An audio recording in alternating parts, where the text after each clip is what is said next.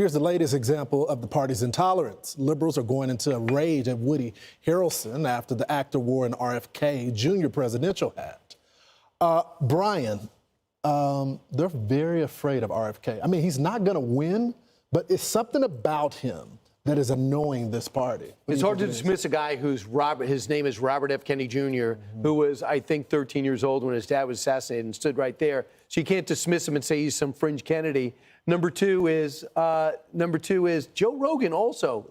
Really impressed with RFK Jr., who's got tremendous street cred. Joe Rogan, the big Democrat, Joe Rogan. Well, he voted for Bernie Sanders. But he's all over the place. I mean, the guy that said I'd never vote for Donald Trump now says I'll probably interview him. So Joe Rogan's power can't be underestimated. And then with Woody Harrelson's situation, that's one of the most likable guys you'll ever meet. Number two is he already shocked people with his SNL monologue. And number three is, why can't he make his own decisions? We're past cancel culture. I'm telling you, we've turned the page. You're not going to cancel people because of who they support. I'm telling you, America has moved on. And good luck with trying to marginalize that guy. That guy can act, Woody Harrelson. What I'm saying about RFK when I raise, like you're going on Joe Rogan's show, is that RFK Jr. is not running the campaign of a man who's serious about winning the Democratic nomination.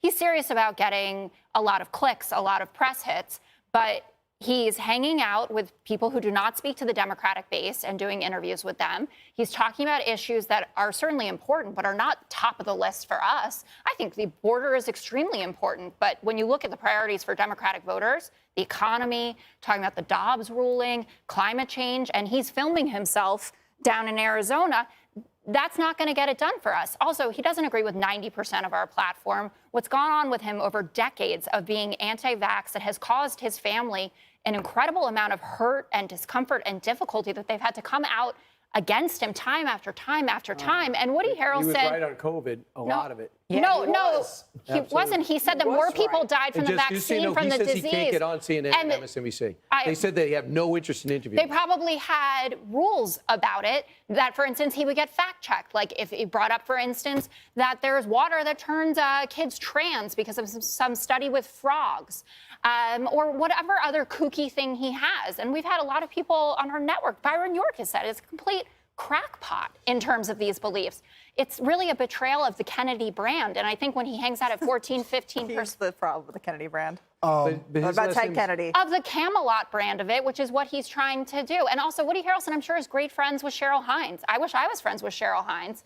But it doesn't mean that RFK Jr. would be a good president.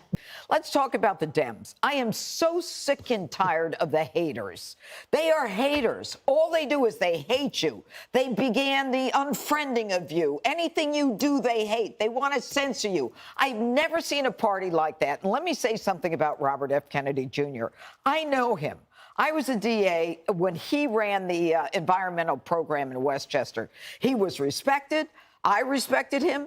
He was very serious about what he was doing. A lot of his family is vaxxed. There are certain vaccinations he's not in support of.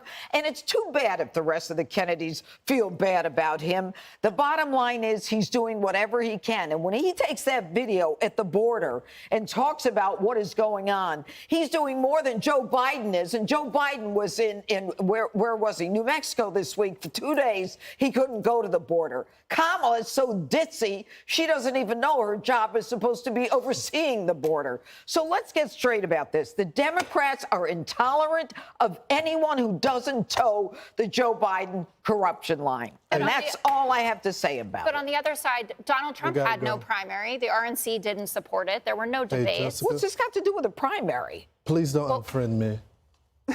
I don't even have social media. Yeah, don't do that. She doesn't follow you anyway. We gotta go.